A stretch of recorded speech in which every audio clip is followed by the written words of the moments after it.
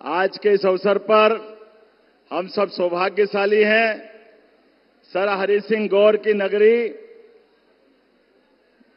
संत शिरोमणि रविदास महाराज की नगरी और अनेक अनेक विभूतियों के कारण से ये वीरों की, महावीरों की, बुंदेलों की धरती पर, मध्य प्रदेश की धरती पर यशस्वी प्रधानमंत्री पधारे हैं।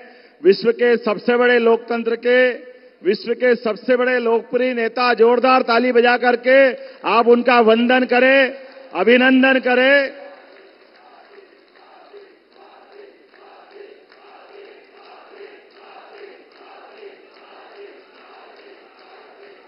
मैं आपके साथ जोरदार ताली बजा करके अपने स्थान पे भी बैठने का प्रयास करें। हम सबका सौभाग्य, लोकतंत्र के इस महायज्ञ में आज वो हमारे बीच एक बार फिर आशीष देने के लिए पधारे हैं। मैं सर हरि सिंह गौर की धरती से, वैसे तो कल बीते दिन हनुमान जयंती थी और भगवान हनुमान जी की जयंती के अवसर पर हमने सबने इस वर्ष ज्यादा आनंद लिया क्योंकि अयोध्या में भगवान राम मुस्कुरा रहे। हमको इस बात का एहसास है। हम सब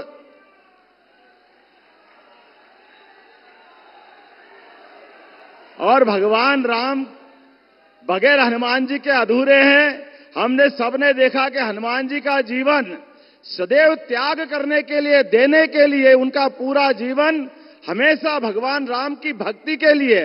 ऐसे हमारे प्रधानमंत्री भी उनके, हमारे एक तरह से अनन्य भक्त के नाते से पूरा जीवन जिनने देश के लिए दिया। जोरदार ताली बजा करके हम स्मरण करें इस बात के लिए।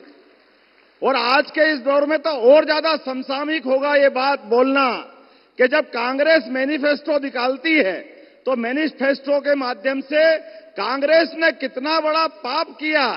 कांग्रेस कहती है हम इकोनॉमिक सर्वे करवाएंगे और इकोनॉमिक सर्वे करवा करके हम इसमें आने वाली जो उनके सर्वे के दायरे में, मैं माननीय प्रधानमंत्री जी का आभार मानता हूं जिन्होंने इस तरफ हमारे लिए कांग्रेस के छिपे एजेंडे की तरफ ध्यान आकर्षित कराया। आप बताइए, गरीबों की मेहनत का धन, दलितों की, आदिवासियों की, पिछड़ों की और हमारी अपनी कमाई का धन कांग्रेस सर्वे कराने के नाम पर हमसे छीनना चाहती है, हमसे दूसरों को लेके देना चाहती है। ये लोकतंत्र में कभी नहीं हो सकता। कांग्रेस के अतीत के पाप भी ऐसे थे। 1974 में वो सीलिंग एक्ट लाए थे और हमारे जैसे कई किसानों की जमीन छीनने का काम अगर किसी ने किया था तो काल के प्रवाह में, अतीत में कांग्रेस का रिकॉर्ड ही ऐसा रहा है। हम सब ये भूले नहीं। 2013 के पहले प्रधानमंत्री मनमोहन सिंह जी ने भी यही बात बोली थी कि इस देश का हक पहला मुसलमानों का है। कितने दुर्भाग्य की बात कहना पड़ेगी। एक तरफ हमारी पार्टी और एक तरफ हमारे अपने इस विचार को खासकर दल विशेष के आधार पर हमारे देश के अंदर फूट डाल करके वोट की राजनीति के आधार पर कितना गंदा खेल कांग्रेस के लोग खेल रहे हैं। हमारे अपने यशस्वी प्रधानमंत्री जिन्होंने 4 करोड़ से ज्यादा लोगों के लिए मकान बना के दिए, जोरदार ताली बजाओ। जिनका अपना खुद का एक मकान नहीं पूरे देश में, जिनका अपने लिए अपने खुद की, जब मुख्यमंत्री थे तो पूरी राशि जो इनको आपके वेतन भत्ते की थी, वो सारे वेतन भत्ते की राशि अपने अधिकारी कर्मचारी, अपने छोटे गरीब कर्मचारी के बच्चों की शिक्षा दीक्षा के लिए पूरी राशि दान कर दी। ऐसा कोई व्यक्ति मिलेगा? जोरदार ताली बजा करके एहसास कराइए। और जब से प्रधानमंत्री बने तब से भी आपको कोई गिफ्ट मिलती है, कोई अलग से अपनी कोई चीज मिलती तो नीलाम करके वो सारी राशि गंगा की सेवा के लिए लगाते हैं। ये हमारा सौभाग्य है। ऐसे यशस्वी प्रधानमंत्री के लिए निजी हमले करते हुए कांग्रेस जो गंदे काम करती है, ये चुनाव कांग्रेस का दूध पानी का पानी करने का है।